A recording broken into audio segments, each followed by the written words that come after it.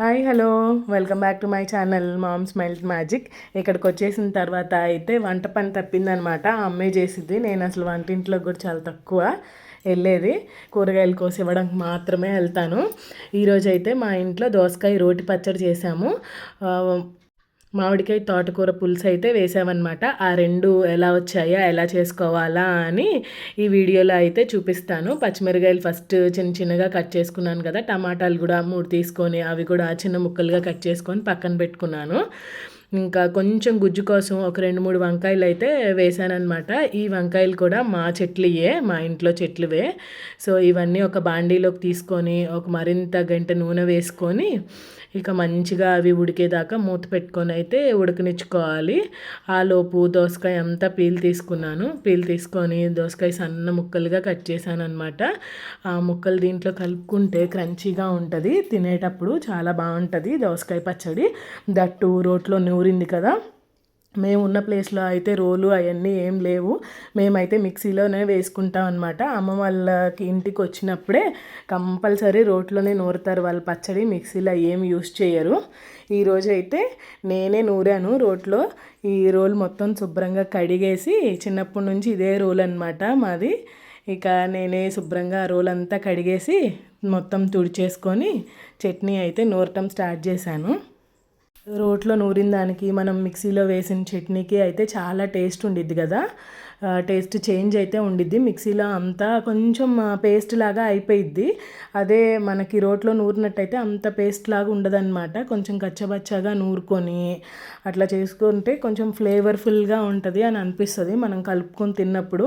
అదే మిక్సీలో అయితే నేను మిక్సీలో పల్స్ పెట్టి చేస్తాను, బట్ అప్పటికి కూడా కొంచెం మెత్తగానే అవుతుంది. చున్నులపాయలు, జీలకర్ర మంచి ఫ్లేవర్ ఇస్తాయి, అవి కంపల్సరీ వేసుకోవాలన్నమాట. కొత్తిమీర ఇవి కూడా వేసేసాను, కరివేపాకు కొత్తిమీర కూడా నూరేసి లాస్ట్లో అంతా అయిపోయిన తర్వాత సన్నగా మనం దోసకాయ ముక్కలు కోసుకున్నాం కదా, అవి వేసి కచ్చబచ్చాగా నూరుకుని తీసేసుకొని ఆ వేడి అన్నంలో నెయ్యి వేసుకొని తింటే అసలు సూపర్గా ఉంటుంది అనమాట. ఏ కూర కూడా అక్కర్లేదు, దీనికి ఆమ్లెట్ కాంబినేషన్ కూడా చాలా బాగుండిద్ది. ఒక చట్నీ ఒక కూర అయితే చేసుకుంటాము, లేకపోతే కూర రసమైనా చేసుకుంటాము. ఇక ఈరోజు అయితే మా దొడ్లోనే తోటకూర ఉందన్నమాట. ఇంకా దాన్ని తీసుకొని వచ్చాము. పాలకూర, చుక్కకూర కూడా మా ఇంట్లోనే విత్తనాలు వేస్తే వచ్చింది. మూడు కాసులు తెచ్చుకొని సన్నగా కట్ చేసుకున్నాం. చాలా లేతగా ఉంది, అంత లావుగా ఉన్నా కూడా తోటకూర చాలా చక్కగా ఉడికిపోయిందనమాట. అంత మెత్తగా పెరిగింది ఇది. ఇక్కడ ఎరువేయి బట్టి తెచ్చుకున్న 3 ఆకుకూరలు నీట్గా చిన్నగా కట్ చేసుకున్నాను అనమాట. ఇక్కడికి వస్తే వంట పని ఉండదు, కానీ కూరగాయలు మాత్రం నేనే కట్ చేసి ఇస్తాను. అమ్మ వంట చేసేస్తూ ఉంటుంది. ఇంకా బాగా చెమటగా ఉంటుంది కదా, అసలు స్వెట్ ఎక్కువ ఉంటుంది. ఇక పొద్దున టిఫిన్ చేయంగానే కూరగాయలు కోసి ఇచ్చేస్తాను. ఇంకా అప్పుడే కూర వండేసుకుని 10 పని చేసుకుంటాం అనమాట కిచెన్లోది ఇద్దరం కలిసి. తర్వాత పిల్లలకు స్నానాలు, పిల్లలు ఆడుతూ ఉంటారు కదా, ఇంకా టైం ఫుల్గా సరిపోయిద్ది. అందుకే ఇక పొద్దున్న 10 వంట అయితే ఫినిష్ చేసుకుంటాను. ఇంకా మా అమ్మకి కత్తిపేటతోనే వచ్చు, దీంతో చాకుతో రాదు. ఇక నేను వచ్చినప్పుడల్లా ఇక నేనే చక్క కోసిచ్చేస్తానమాట చాకుతో కూరగాయలు పట్టుకు. ఇక మ్యాంగోతో అన్నాను కదా, అందుకని చెప్పి ఒక సైడ్ అంతా మామిడికాయ కోసేసి పీల్ తీసేసి ఇచ్చేసాను.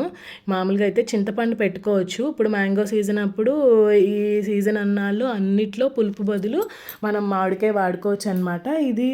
ఇది కూడా టేస్ట్ చాలా బాగుండిద్ది. ఒకసారి మీరు ట్రై చేయండి.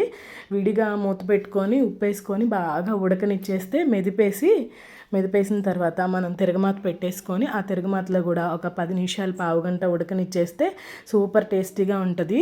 తోటకూర కూడా నెయ్యి వేసుకొని తింటే మీరు ఒకసారి ఇలా ట్రై చేయండి మ్యాంగోతో.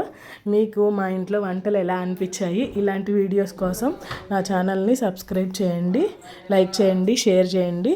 Thank you for watching. Thank you for supporting me.